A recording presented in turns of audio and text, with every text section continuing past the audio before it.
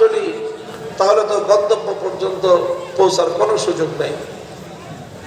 এই জন্য আমাদেরকে সর্বপ্রথম আমাদেরকে আল্লাহর দেওয়া যে সিস্টেম, যে পদ্ধতি, সেই পদ্ধতির ব্যবহার করার, সেই পদ্ধতিতে চলবার সক্ষমতা অর্জন করতে হবে এবং সেভাবে নিজেদেরকে গড়ে তুলতে হবে। আর যদি সেটা না হয়, আমি এক কথা বলতাম সবসময় যে আজকে আমরা আত্মপরিচয় ভোলা এক জাতিতে পরিণত হয়েছি। আমরা নিজেরাই জঙ্গলের এক মাসে দেখে একটা বাঘের বাচ্চা ছোট, তো সেই বাঘের বাচ্চাটাকে সে পেয়েছে বাঘিনী। বাঘের বাচ্চার মা হয়তো থাকছে সারা জীবন ছাগলের সাথে, চরিত্র হয়েছে ছাগলের মতো। ও ঘাটলায় নামতে চায় না, গলায় রশি টানলে গাছ ছেড়ে যাবে, কিন্তু ও পুকুরে নামতে চায়। এখন বড় বাঘটা জোর করে গলায় ঘাড়ে কামড় দিয়ে পানির সামনে নিয়ে বলছে পানি খা। ও যখন পুকুরের স্বচ্ছ পানিতে, ঘাটলার পানিতে যখন মুখ দিয়েছে, হাজার নয় লক্ষ কোটি ছাগলের বাচ্চা দৌড়ে পালাবার পথ খুঁজে পাবে না।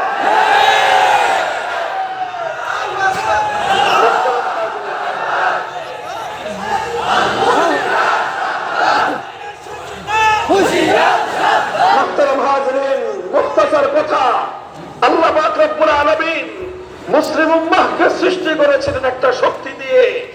আজ মুসলমানরা তাদের সেই শক্তির উৎস ভুলে গিয়ে দুনিয়ার ছাগলের জাত সমস্ত বেঈমান কাফের মুশরিকদের অন্ধ অনুকরণে লিপ্ত হয়ে মুসলমানরা আজকে বাঘের জাত হয়ে ভেড়ার পালে পরিণত হয়েছে।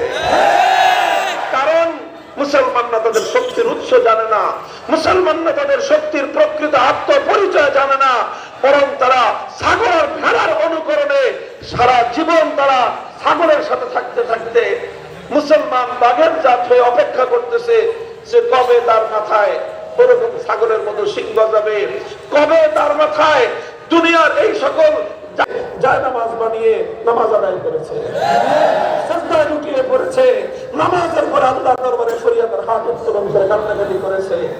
এক একটা দৃশ্য সামাজিক যোগাযোগ মাধ্যমে দেখেছি যে একজন স্কুলের ছেলে, একটা ইউনিভার্সিটির ছাত্র, এমনকি মেয়েরা পর্যন্ত এমন ভাবে তারা আল্লাহর কাছে কান্নাকাটি করতেছে, জানে না কিভাবে ইবাদত করতে হয়, জানে না কিভাবে নামাজ পড়তে হয়, হিজাবটা পর্যন্ত ঠিকভাবে বান্দার মাসআলা তার জানা নাই, কিন্তু তার হৃদয়ে আল্লাহর কাছ থেকে সাহায্য চাওয়ার জন্য হৃদয়টা এত ব্যাকুল যে তার চোখের অশ্রুতে তার মুখ ভাসতেছে।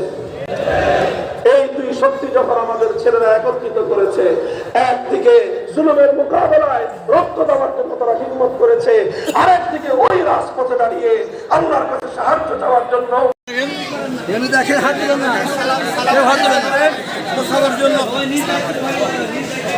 আসসালামু আলাইকুম।